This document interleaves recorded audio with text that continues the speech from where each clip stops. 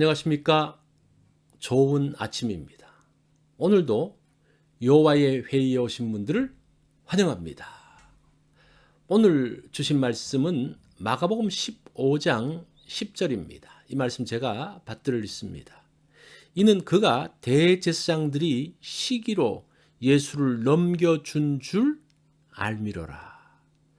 오늘 말씀의 제목은 죽음을 부르는 단어들입니다. 사람을 죽이는 것은 칼과 총만이 아닙니다. 말이 사람을 죽이기도 합니다.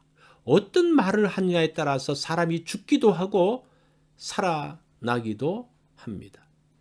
예수님을 죽게 한 것은 칼이 아니었습니다. 사람들이 한 말로 예수님을 죽게 했습니다. 예수님을 죽음에 이르게 한 세 단어가 있습니다. 시기와 충동과 만족입니다.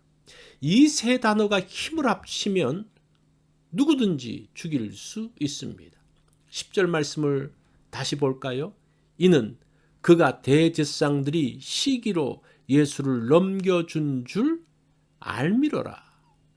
시기는 샘을 내어서 미워함이라는 뜻입니다.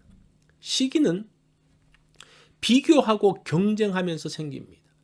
대제사장을 비롯한 지도자들은 예수님을 시기했습니다. 예수가 자신의 지위를 위협한다고 생각을 했습니다. 예수님의 인기가 높아질수록 시기심이 커졌습니다. 예수가 성전에서 장사꾼을 쫓아내면서 자신들에게 도전했다고 생각했습니다. 예수의 말은 자신들을 비난한 것이라고 생각을 했습니다. 이런 뒤틀린 마음이 시기심을 만들었습니다. 빌라도는 종교 지도자들이 예수님을 죽이려는 것이 시기심에서 비롯된 것을 알았습니다. 예수님이 죄가 없음을 알고 놓아주려고 했습니다. 11절 말씀에는 두 번째 단어가 나옵니다. 대제사장들이 무리를 충동하여 도리어 바라바를 놓아달라 하게 하니, 시기심은 점점 발전합니다. 그것으로 주변 사람들을 충동하고 있습니다. 자신의 생각에 동의하도록 잘못된 정보를 줍니다. 감성을 자극해서 사람들을 충동합니다. 다른 사람에게 압력을 넣기도 합니다. 충동질해서 내가 원하는 일을 하게 합니다. 대제사장들은 무리를 충동합니다. 바라바를 놓아주도록 분위기를 조성하고 예수님을 십자가에 못 박도록 조종하고 있습니다. 15절 말씀을 봅니다.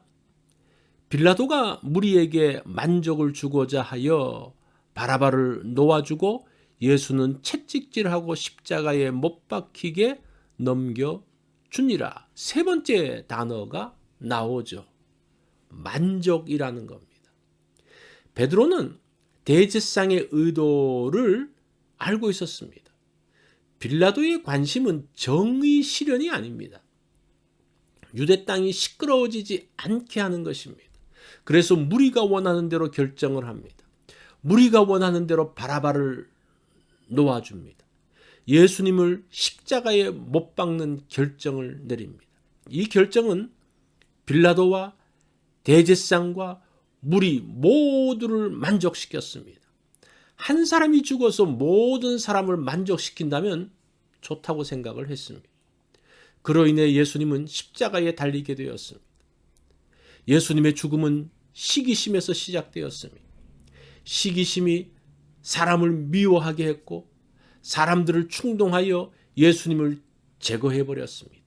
이런 일에 대해 누구도 문제 제기를 하지 않았습니다. 이것이 그 시대와 이 시대의 비극입니다. 시기, 충동, 만족, 이것은 무서운 단어입니다.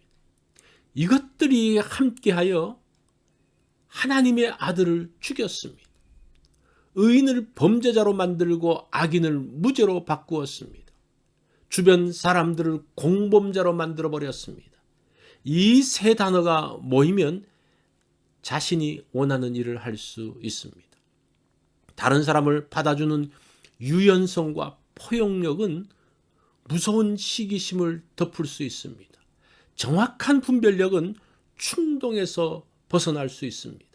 나를 만족시키려는 이기심에서 벗어나서 배려하는 마음을 가지면 사람을 살릴 수 있습니다. 십자가는 자기 자신을 죽이는 도구입니다. 내가 죽고 다른 사람을 살리는 것입니다. 십자가는 자신을 만족시키는 것이 아니라 하나님을 만족시키는 것입니다. 시기와 충동, 만족은 죽음으로 인도하지만 포용과 분별과 배려는 생명으로 이끌어 줍니다.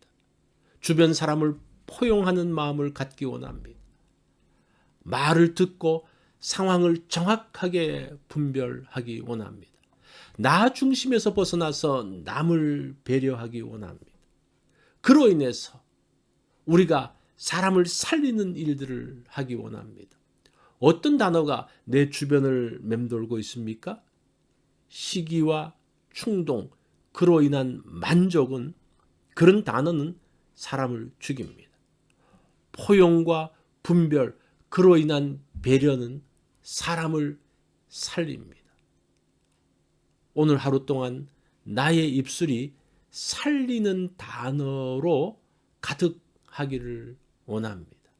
이것이 오늘 여호와의 회의에서 주신 말씀입니다.